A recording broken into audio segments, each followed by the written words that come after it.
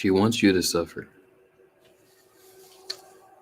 There were a couple of situations that I've run into in the past where I would talk to someone and it would go bad. Now, this topic, by the way, is very similar to the kiss of death. It just goes slightly further with the idea of the kiss of death, which was doing something to a person covertly under the guise that you uh, want to interact with that individual in the future. So you kind of pretend that you're cool with the person, or that you want to, you're like, yeah, let's do something sometime, right? But then under that, you secretly hate the person, or you dislike them, or you despise them. Um, this is, I think, one of the aspects of this, and I chose Medusa as like for a woman because I'm particularly talking about women, but this can pertain to anyone. So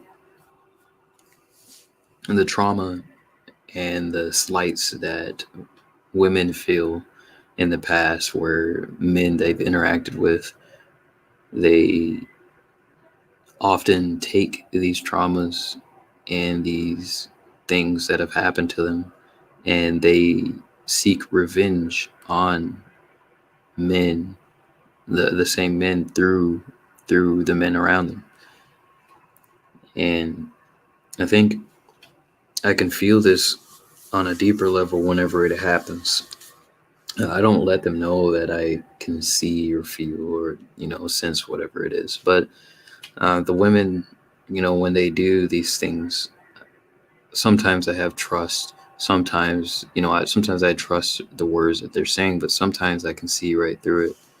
And um, when I can see through it, it darkens me a bit. It makes me feel less open to the world. I feel more guarded. I feel almost ashamed, but uh, I feel a loss of innocence. But then towards the end, there's also a an understanding of the pain that the person is going through as to why they would do a certain thing to another person. Why they would deceive another person in such a way. Deception uh, is a very interesting thing because it causes a very swift lack of trust, and I think it comes as a result from an individual as a result of them not trusting, uh, from them losing trust in the past. I think the trauma. I was initially gonna title this video from them to you, or from you to them, and the idea of it is that the trauma we have, we reenact this trauma onto other people around us. We give other people our pain. We trauma dump is another word for it. But one of the ways we do this is by trying to get our comeuppance uh, through innocent people. There is a lady I met in the past, and I now this is not a big deal in a way because a number is a number. A lot of the dating and talking to people it's a numbers game, especially when you're talking to women. Uh, but this particular woman, she did the kiss of death. She feigned like she was interested, and then she's like, yeah, I'm off this day or something like that. And then she said she actually was a person. She's like, oh, give me your phone number. So I gave her my phone number, and I was like, hey, what's your name again? And she said, you'll find out. Um, the dark aspect of it is that I didn't find out. She didn't want my number. She just wanted to get out of the situation. And she wasn't really attracted to me. And she was probably annoyed or just kind of turned off by me in some way. It's extremely easy to turn women off because it just is.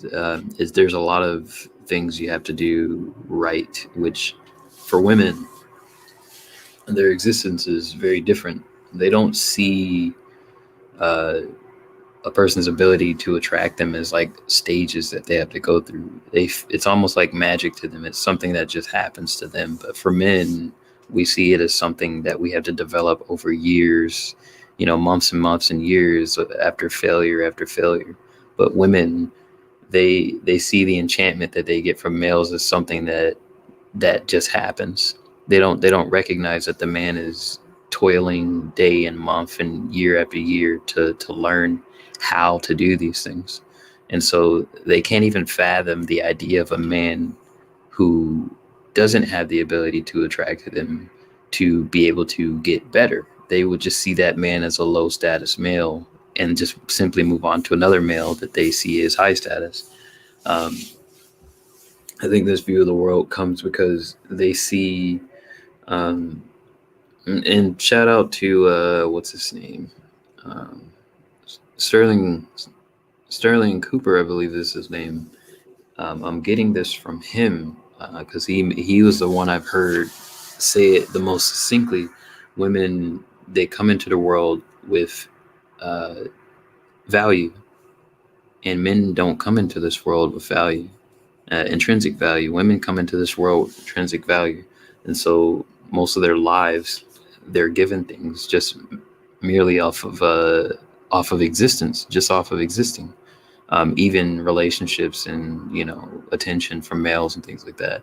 So the way they perceive the world, they expect others to perceive the world that same way because it's just their center of reference is themselves. So when a male comes to them, they, they assume, oh, well, he must instantly, he has to instantly be 100% attractive. Otherwise, he doesn't have value. I don't really know how to word this a different way. But so when I say she wants you to suffer, um, I think it pertains to the trauma that she has, pertains to other aspects of her psyche, probably darker aspects of her psyche, where she wants to exert some sort of power. This actually goes into the video I spoke about, the women don't wield power righteously thing, and how uh, people oftentimes can't, they don't have enough failures and problems and things that they have to go through before they reach a certain plateau of power. And this causes them to wield power very in a dark manner that doesn't benefit others and that doesn't pay tribute or respect to other people. So for she wants you to suffer, this largely pertains to situations where a guy would try to shoot his shot, for example, with a woman, and the woman.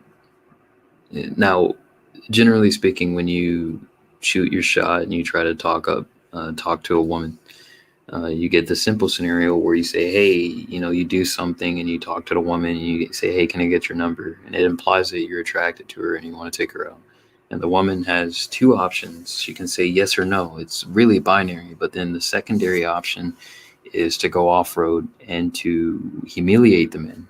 Now, the humiliation comes where she decides to give the man false hope.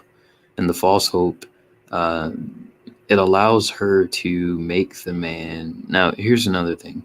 Now, sometimes the woman just doesn't feel safe being around a man, so she does that as a way to leave the situation for safety's sake. Um, but there are other times, and I would say a lot of times, women do this simply because they don't want to. They want the male to suffer. They actually want him to feel pain, and perhaps this pain that he is feeling is what she felt from the men who interacted with her, who who had artifice and who were very Machiavellian towards her and showed a lack of remorse towards her. Maybe this is a response uh, to those men. Uh,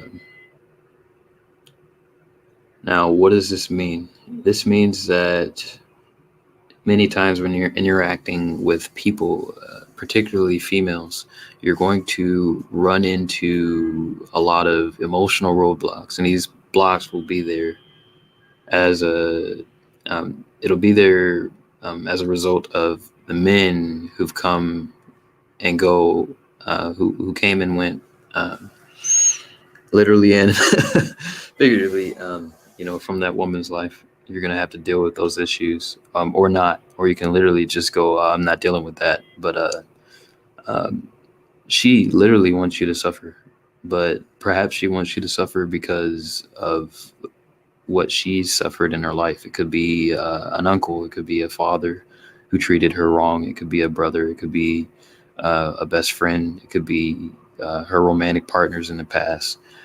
Uh, Many times, uh, what will happen is you'll run into women who they won't give you a yes or no. They will they will drag it out, and they will put you in a situation where you can feel the most emotional pain. And the idea is to break you. And this isn't just something that women do. People do this. You have bosses. They don't want to. Uh, they don't want to be nice to you, and they don't like you. So what they'll do is they'll put you in a situation where you can't possibly win, and you're going to suffer the most emotional pain. So maybe you're humiliated by getting a job, you getting a job review, and they criticize your behavior, they criticize what you do, they criticize your ability to perform, and maybe they're just expecting you to quit because they really don't like you. But instead of just saying, "Hey, you're fired," instead of just doing things plainly, ripping off the band-aid, they drag it on into this very dark, twisted game that causes pain. It causes you to twist and and uh and pull, causes you to twist in agony, and the agony, uh, it almost makes you almost turn into a darker person. This is very, I can kind of see where the threads are kind of coming in now, because it's similar to the Kindred video I recently made. Some people want you to feel what they've felt, and so they will reenact their pain through other people around them. Now, some people are just terrible people, and they just want to cause pain to other people. Maybe it has nothing to do with their past, but I would venture to say that a lot of times it does have to do with their past. So the women you're running into, who they do choose this route as opposed to just interacting with you on a level playing field and without underlying motivations. Um, I don't know. The women who are who have underlying motivations, I guess you can stay away from. But it's important to know that these things are happening, and it's important to know the underpinnings and the reasons why these things are happening. I don't think you can fully avoid these things. I think it just happens. It's part of male life. Women get so many options of men, trying to talk to them and chat them up and stuff like that. So in their minds, they don't really see it as a big deal what they're doing, partly because they're going through so many numbers and so many men that they can't possibly feel very much for it.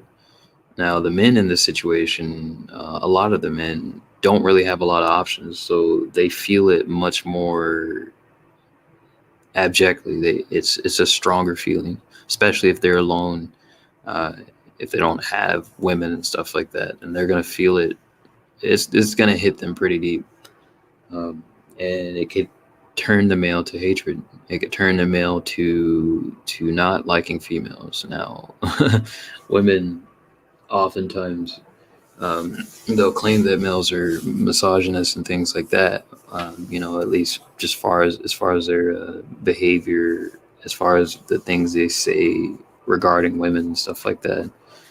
But many times, the feelings that the male has is actually warranted, and it actually makes sense for a specific type of women. It actually, his gripes, his frustrations actually make sense, and they're actually logical. It's just they're framed as being, yeah, they're framed as being misogynistic because that takes away the accountability of the actions of women. Many people like to, there's people in the alphabet mafia, people in um people in the FNS group, and just all these groups and movements. They use words to avoid accountability. The point of using the words is to avoid accountability and to avoid discussion and to avoid critical analysis of anything that they're saying to other people. Anytime you question them, they can use these words with impunity, and it allows them to dodge accountability. That's literally all it's for. Now, women are really good at this, but then you have entire movements that are using the same heuristic, and it's kind of nuts. Yeah.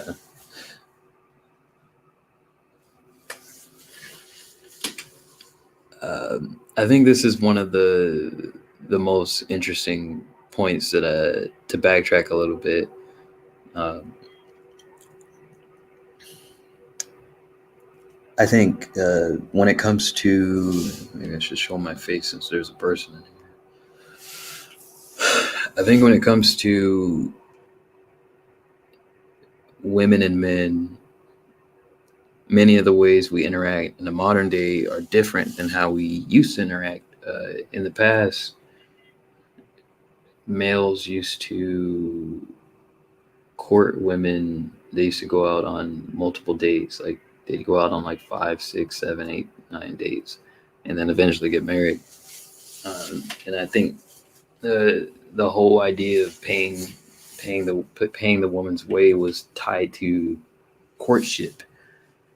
It wasn't actually tied to just paying some random woman on it. I don't believe it was actually tied to just paying a random woman on a date, and then that's it. Um, but even then, the time period where men were doing this, a lot of women weren't expected to work. They were expected to court a man and then eventually get married.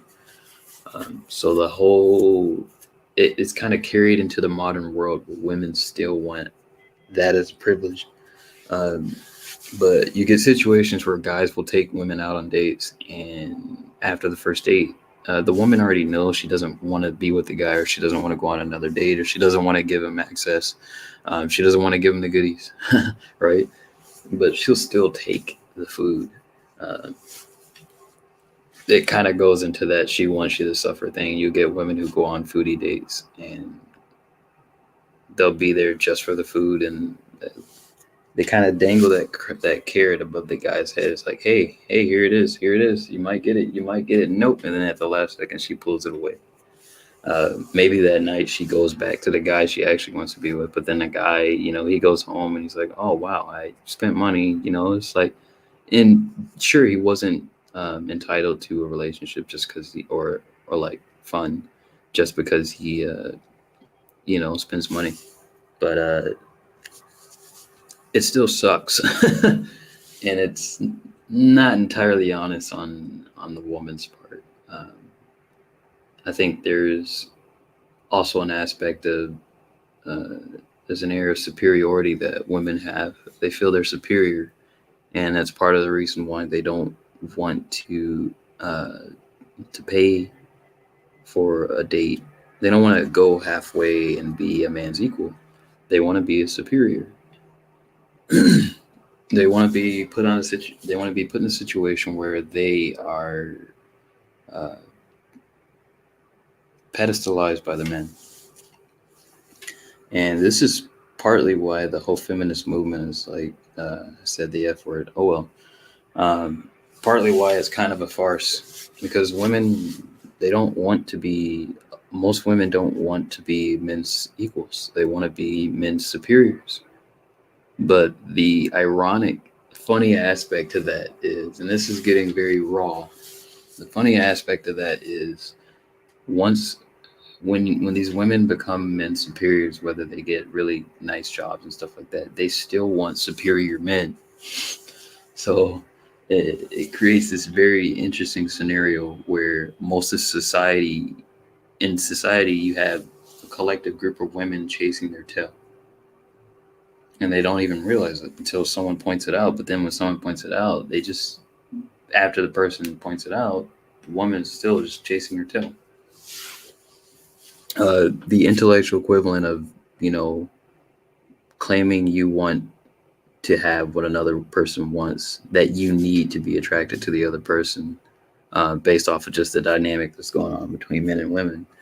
A woman saying, I need to get, I need to get the bag, I need to get money, I need to focus on my career. And then she ends up, the higher she goes up into her career fields, the more difficult it is for her to find a partner, because her number of prospective partners dwindles because her perception, uh,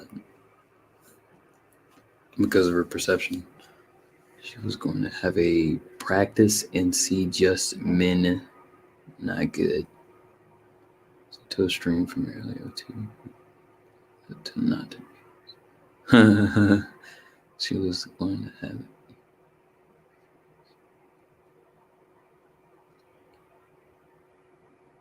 Oh, I didn't say hello, but hi, by the way, GM. This was longer than I thought. I'm going to have to do a part 2 and shorten it.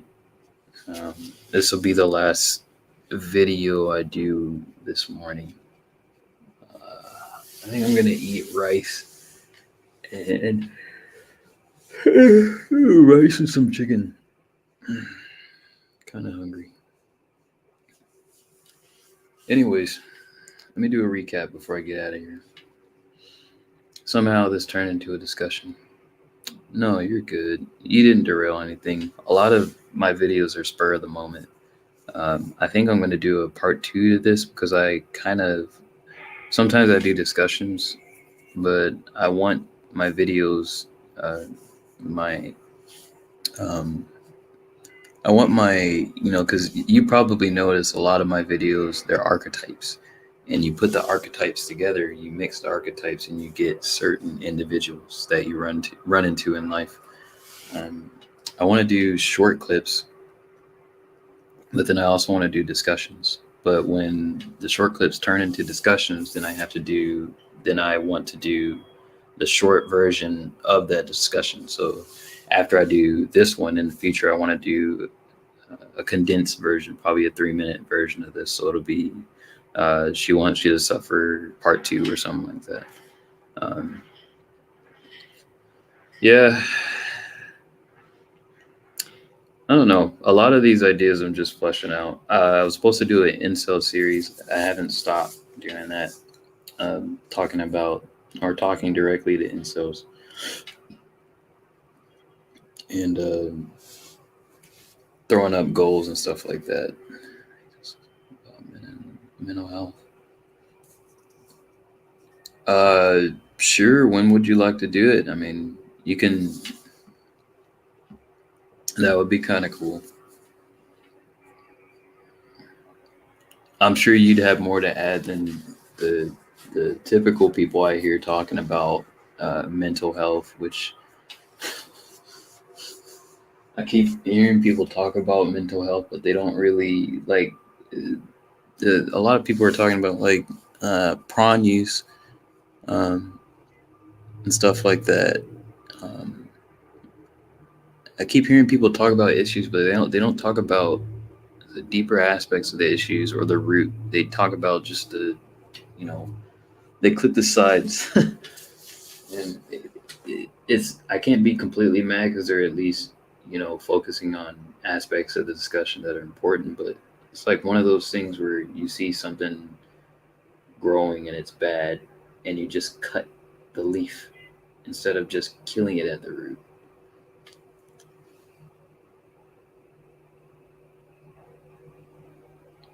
Let's see. I'm going to need you to talk me. Adjustment? Yeah, and it's like, I'm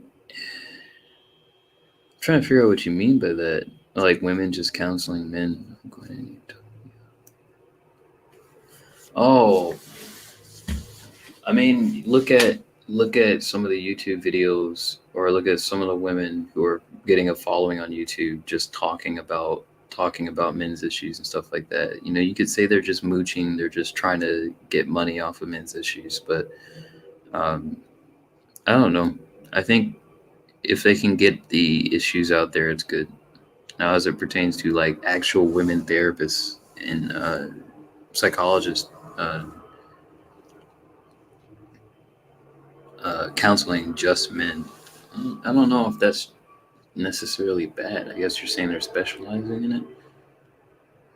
I don't know what you mean, GM. It seems like a nuanced thing you got there. That would take a while to unpack. Yes. To your last point, um, so your last point, or are you agreeing with me about people skimming the surface? It's getting incredibly difficult to solve problems because everyone's trying to monetize the the problem. Everyone's trying to make money off of the problem. So we're not really. Here's the other thing though. Um, we're starting to reach a point where some women are seeing the issue, but then some women are also seeing a way to get money off of the issue. Uh, so there are women who actually care, but then there are women who don't care. Things like that.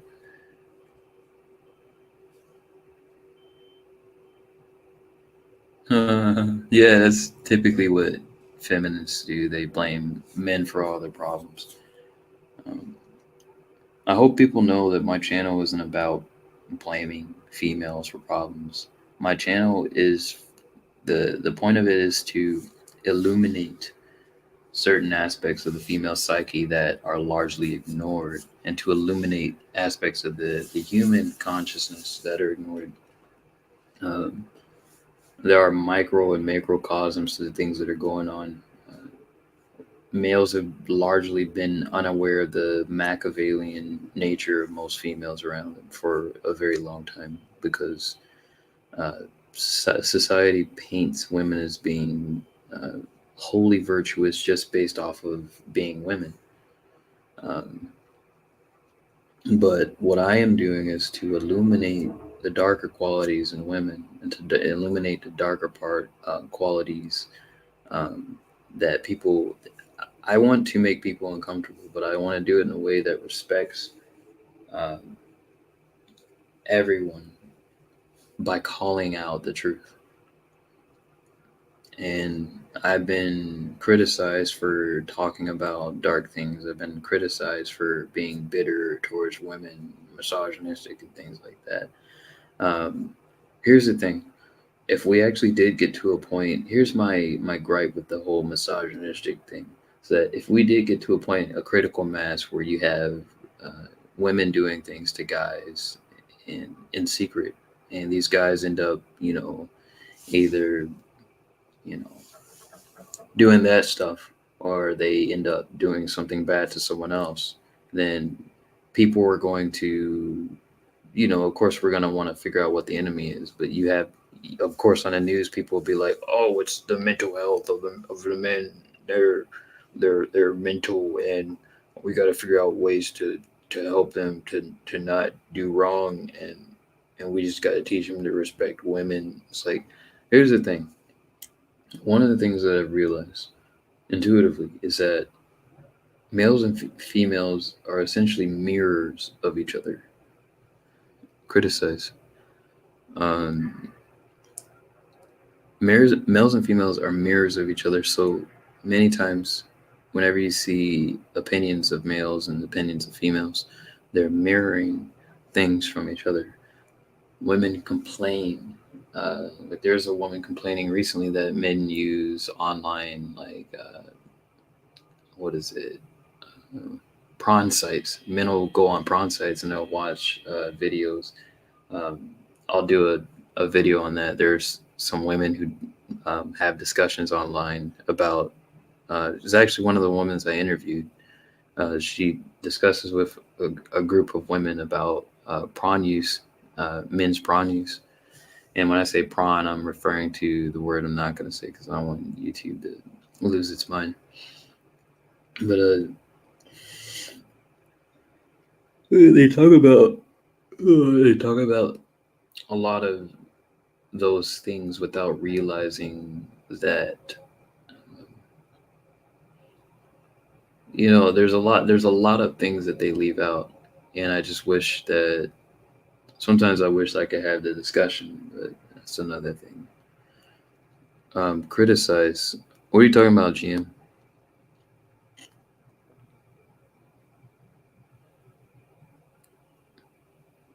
I'm assuming you're on a computer. Do you just want to come on? I'm not gonna be out much longer, but at least you can.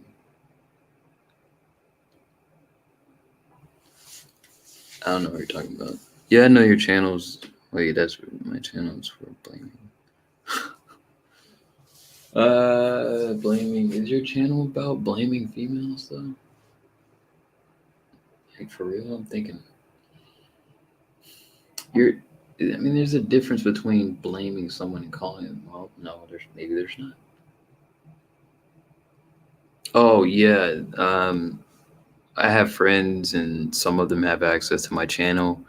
And like, there's a video I did recently called "The Scarlet Witch," and you were in that.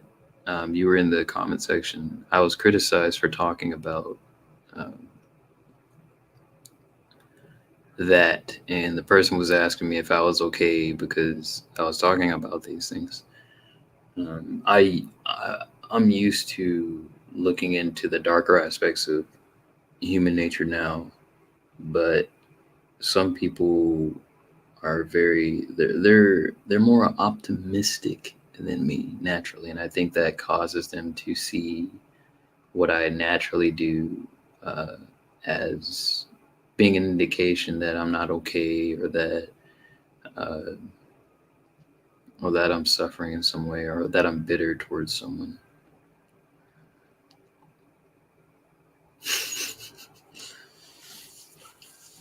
Yeah, I actually left something out. So there's levels to it. So in that archetype that I was talking about, the Scarlet Witch, uh, the there's a lower level witch is like the Padawans, right? Who they can use words to make people do things that they want them to do, but then it doesn't always work. But then the Scarlet Witch, the way that she uses words, she can actually bend a person's reality just with words. The Scarlet Witch character herself could actually bend reality. And so that archetype, at the highest level of that archetype, of a woman who is using words in that way, using that artifice, she she actually bends the reality in the person's mind with words. Now, again, this is something that narcissists do. This is something that psychopaths, sociopaths do, because they don't really have any gripes with lying to people.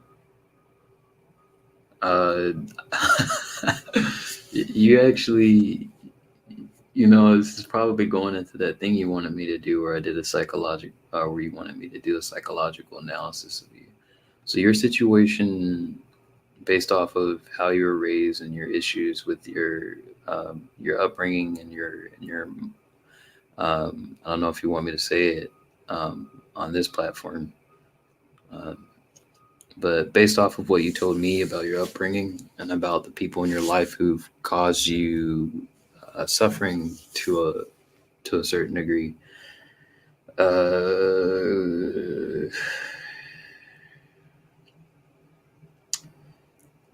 So there's an archetype I have called the sacred feminine heroine, and there's an archetype that I just recently talked about.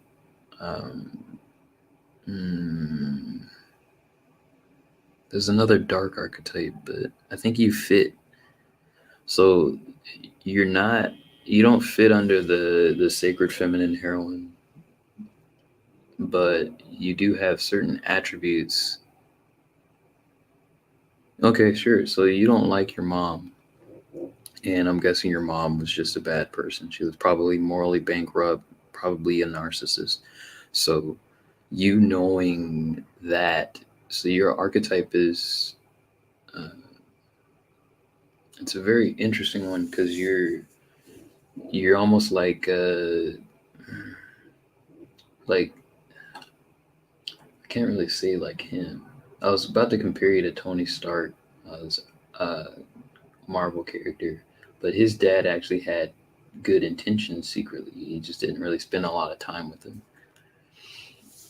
But yeah, your mom, I'm assuming, treated you very bad. She's probably narcissistic. Probably didn't give you a lot of love and affection, things like that. So, um, this insecurity you had with her, I think it exposed you to the darker aspects of human nature and female nature. You were a little bit.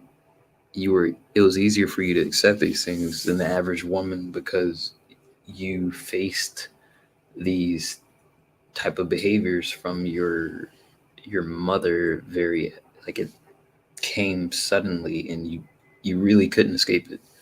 Yeah. So I think that's one of the reasons why the red pill and the manosphere was palatable.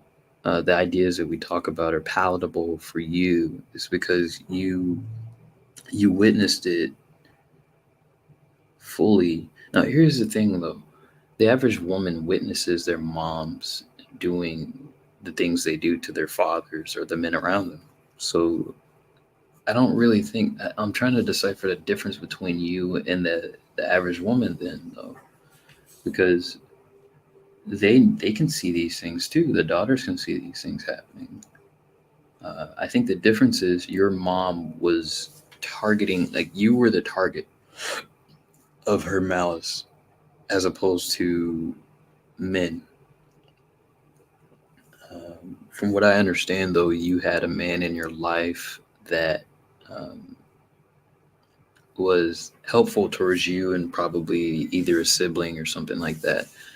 Um, and he was probably the protagonist and she was the antagonist. Oh, she was a E for everyone.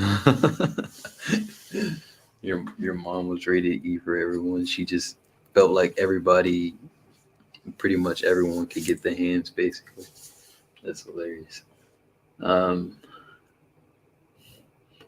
I almost turned that into a terrible joke on accident. Um, Let me think.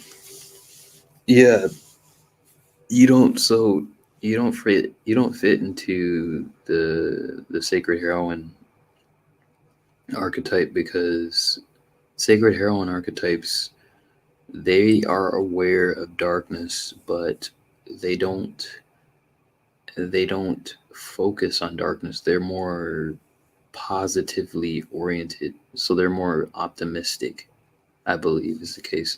But here's the thing though. Some people who fit under the sacred heroine archetype, they can actually still fit on that archetype and have an air of darkness within them.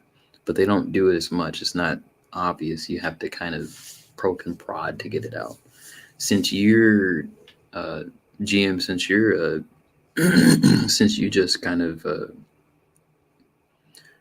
you outwardly speak about darker aspects of things and you kind of call people out on their behavior, that is, I think it's more negatively oriented in terms of like energy. So you focus on negative aspect. You're very similar to me because I focus on negative aspects of things and I get criticized for it.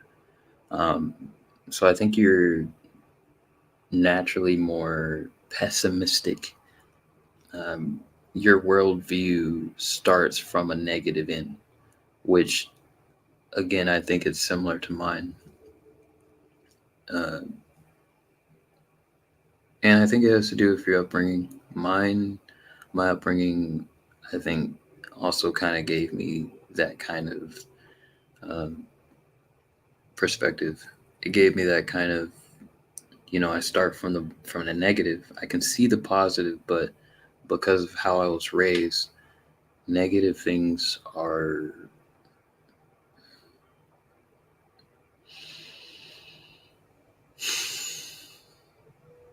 maybe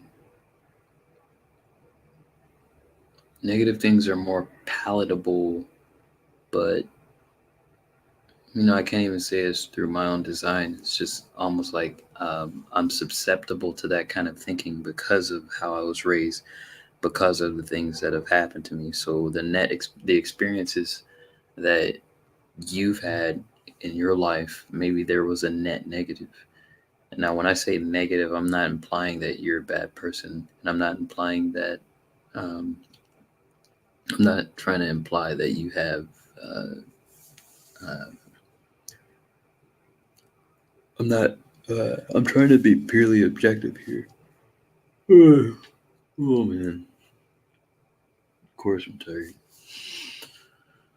I think people who are negatively oriented and positively oriented, having that is not bad on either side. I was talking to a chick today at a Barnes and Noble, and she uh,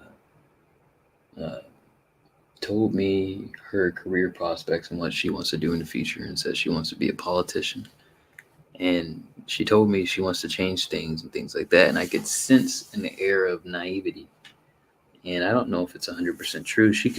Maybe she's not naive and she was just hiding it really well. But I told her that uh, a lot of people come in thinking that they're going to change the world, and they're naive and they get taken advantage of. And I told her that we need Machiavellian, darker individuals to protect naive people because I don't know. It just seems like it's the nature of things. People who are naive, they're often in a position where someone wants to protect them because they want to protect the innocence that they lost through that person. It's a fascinating thing. You see it in movies. Uh, you see the archetype where the person will protect the naive individual, and they'll uh, your archetype fluid. Um, I don't know. Yeah, I'd have to get back to you on your archetype that you fit in several different things. You technically do. Um, you kind of fare between the sacred feminine heroine, uh, but you're not that. I think I know your archetype. GM, I think I know your archetype. So the sacred feminine heroine would so she has virtues, and you probably seen the video, but I think you're the dark version of the sacred feminine heroine. You still have the virtues, but you're more are oriented towards the dark side, towards the negative side. There's a more recent one I did called the majestic heroine, and that one's just about uh, partly about women who are beautiful, but they don't know they're beautiful, and they haven't gotten like a whole bunch of attention, and they retain a lot of virtues, and men fall in love with these women far quicker as a result of the women not being uh, saturated with attention from men. I think having a lot of attention spoils people's morality, particularly women, because they get a lot of attention, just a lot of unsolicited attention, and it's kind of blows up their ego to very large levels. I think I found it.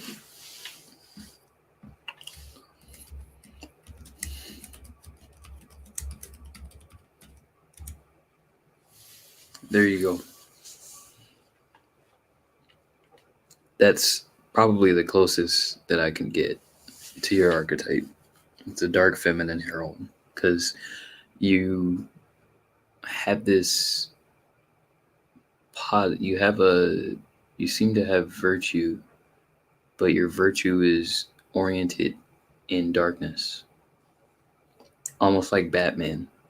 See, Batman, he's very dark. He's actually really dark. His sense of justice is oriented in darkness. No, I haven't made the dark feminine heroine. I might end up making it. Um, but if you look at Batman's archetype, he is he's the dark hero. He's the dark masculine hero. He's oriented in darkness, and he thinks about dark things because of what he's gone through. You see where I'm going with this? Like he's but he still has that same sense of justice that like Superman has. Now Superman would be the sacred masculine hero. He would be oriented in positivity, things like that. But the contrast, they're both heroic, but they're just starting from two energetic planes. So Superman oriented in the positive, and Batman oriented in the negative. Uh, but that's also what makes these characters very interesting is that they juxtapose each other in such a way. I found your archetype. I think that's your archetype. I could be wrong. I'll look more into it. There's some other attributes that I probably don't know about E. Um, but from what I've seen in your insatiable desire to you have this insatiable desire to call out others to discuss issues that are wrong, but you do it from um, you don't do it from an optimistic standpoint. You do it from a pessimistic standpoint. So again, it's kind of like the Dark Knight, Batman versus Superman. So Superman, when he approaches issues, um, I guess I hope this archetype actually holds weight because I'm kind of just winging a lot of this. Superman, he orients himself in positivity. So when we see him dealing with issues, like when he before he handles something, he goes, "This looks like a job for Superman, right?" Batman, when he deals with issues, he just shows up with this just dead look in his eyes, like I don't like you, like I don't like anyone, right? Batman, he's showing up, and if you see Batman's face, like if it shows up because you're doing something wrong, you're gonna fear, you're gonna feel a lot of fear. But when you see Superman, he shows up, you're not gonna feel as much fear because when you look at Superman, even yeah, he could punch you and like you would blow up, but you don't see the darkness in Clark. The darkness you see the darkness in Wayne. Wayne, his parents were obliterated in front of him. So he's kind of oriented in that darkness, but he still has that drive to be heroic. Absolutely. But that's the thing. People don't realize like we're not we're not all supposed to be the same. We all have different experiences. Your orientation in the darkness is the same as mine. We're both heroic. We both want to do good. We still have good intentions. We're just oriented from a different uh, from a different pole. And you could probably look at you probably know the content creators who are oriented in the positive pole, and you probably recognize the ones who are oriented more towards the middle, or maybe you don't because they're kind of in the middle, right? Oh.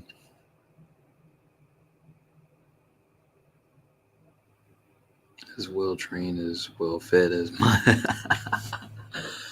Yeah, that's the thing. I don't think most people feed their dark wolves. I think most people are afraid of their darkness.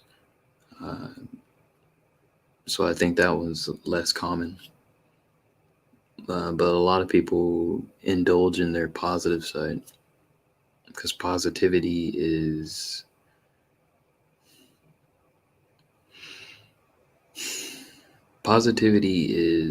it's easier to. People are dangerous and careless. Absolutely. Um, People who are oriented only in their positiveness and their positivity are dangerous. Yes, I agree. Because when people do negative things to them, they can't they can't even cope with it as well because they don't recognize it. It just hits them like a freight train. Um, it's yeah.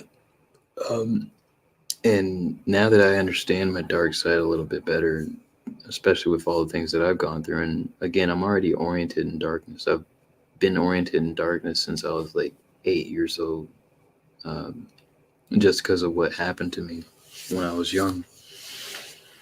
Um, but yeah, that's there's a saying. This person, I think, is it Abe Lincoln? I think it's Abe Lincoln. I think he had a saying. He doesn't trust a person who doesn't have a vice, who doesn't have some particular vice, something that's troubling them, something that they're trying to overcome. I think the quote or what he was saying is he doesn't trust someone who doesn't have a dark side. Because if he doesn't have something to struggle with, then he's unpredictable and he can cause a lot of pain and suffering without even realizing it. Um, Other thing is you have to realize, um, like there was something that I did recently that made me grow in my dark side and made me grow in my positive side. So expanding your dark side and doing dark things as long as it's not too dark, or at least thinking dark things, like an internal thing, because it's an internal thing. I'm not saying like go out and rob a bank, but um, when you can look and accept those aspects of yourself, I think that's when you can actually become a little bit. Uh, can actually become more positive, or you can develop more virtue just by realizing those things. And it sounds like something that Jordan Peterson probably talks about. After 7, Tuesday, starting Tuesday. I'd probably have to start. Let me think. Uh, Starting Tuesday, which is tomorrow. You said after 7. Let's just do it Tuesday. Probably 8 or 9. Do it like 8:30.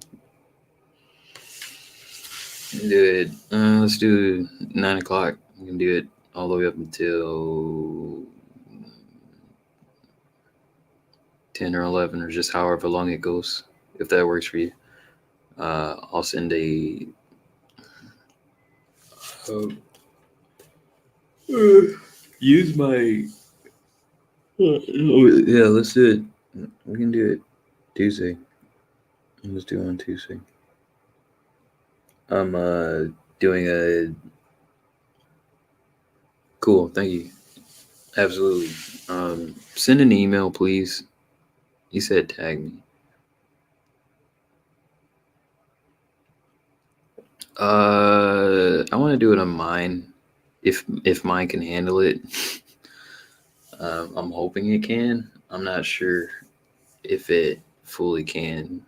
Um, let's try it on mine because this computer, it's a cheap computer and it has a terrible processor.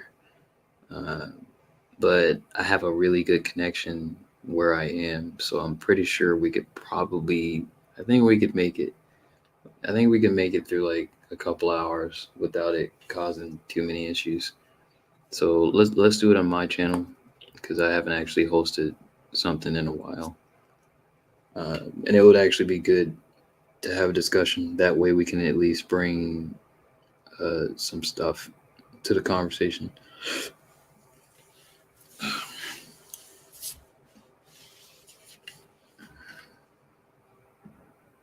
Let's do it on mine, and you can put it there. Oh, like what do you mean?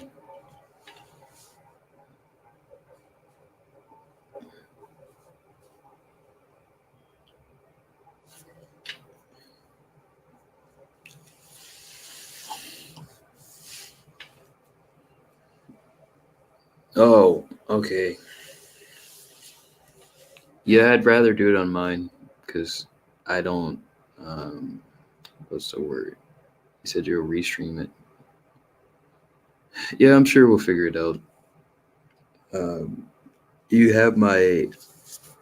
I'm getting tired.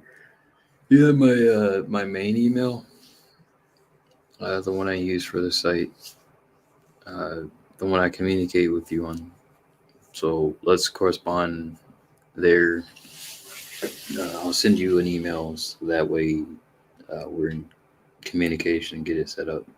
That would actually be cool. So this would be pertaining men's mental health, right?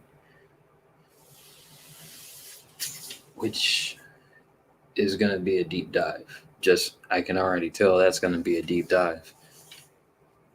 I don't have any initial thoughts on it, but I know I'm probably going to be thinking about some things now. I have a job interview coming up. Uh, I have a job interview tomorrow. No, is it the fourth? I would have a job interview on the fourth. So, oh, that is tomorrow. The next week, right?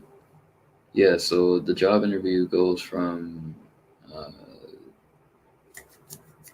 mm, it's at 11, I think. So then I'll get home around 2 or 3, and after that, after I get home, I'll probably get some lunch. I'll be ready in the afternoon and stuff. And women overrunning the psychology field and how that impacts men. I'll probably have to actually run some stats, probably look up some stats on psychology majors and the gender. Maybe we could do that for the discussion. I'll actually look up some stats and bring it to the conversation. Uh, what else? Okay, so men's mental health, women overrunning psychology field and how that impacts men. It's very specific. It seems simple to me. I think there's a couple of videos that we could also review and look over too. There's stuff coming out all the time about this now. So yeah. All right. Well, it sounds like it's going to be really good. So this obviously turned into a live stream pretty much. So in the future, I'm going to do a shorter version of the "She Wants You to Suffer," and I'm speaking like this because my landlord is sleeping, and I'm trying to be respectful to them.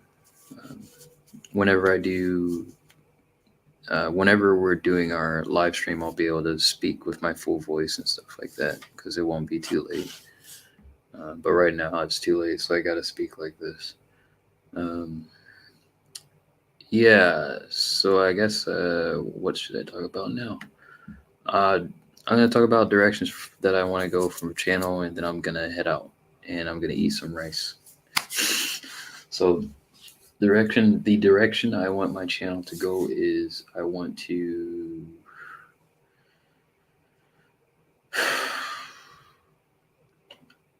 maybe I can start actually bringing some statistics into some of my videos as opposed to just getting um,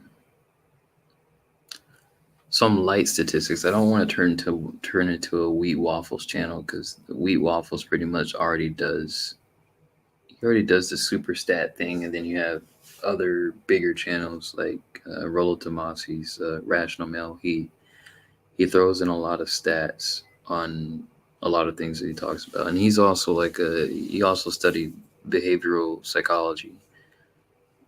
He has a bachelor's in that as well. But I studied psychology. I studied um, a little bit of behaviorism, and then I also studied some other aspects. I studied certain aspects of that, operant conditioning, conditioning specifically, and then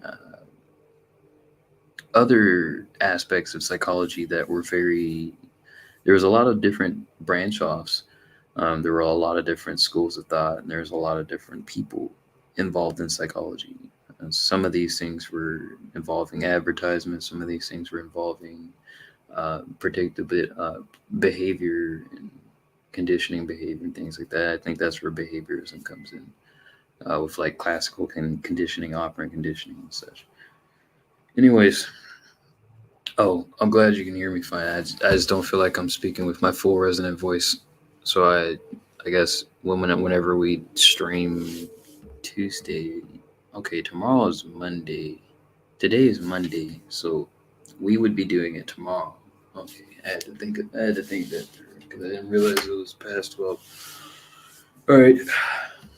Well, did I say that? Oh, well, yes. I talked about where I want to go with the channel. Uh, I told my friend that I would start talking about more positive things. I think that's, in a way, I kind of want to go in that direction, but not necessarily positive. I just want to talk about uh, things that aren't gender specific, but I still want to go back and forth between the specific things into the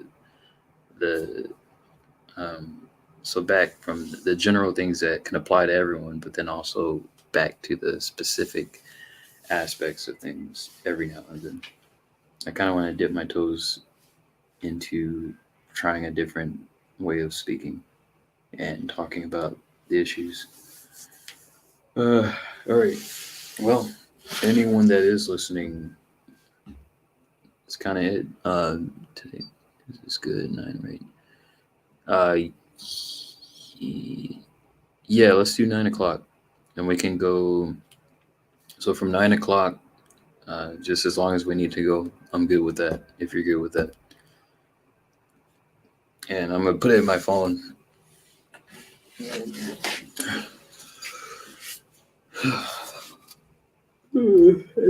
I think the third or fourth yawn.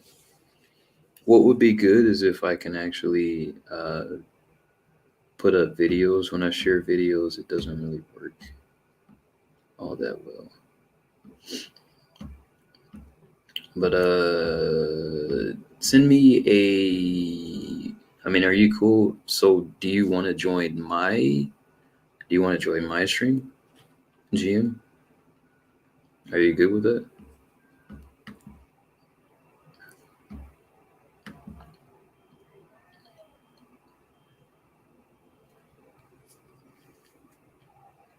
I want to know for sure, because if I try to join a stream versus starting a stream, it's gonna get kind of confusing.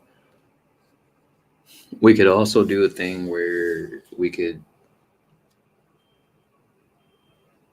Yeah, I was gonna say we could do like a like a double stream thing. Well, actually, just make that would actually just make it really difficult. Never mind.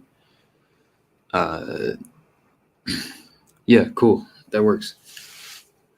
That works, and I will come up with a title or an archetype or something. Um, we were talking about your archetype, right? And we're talking about.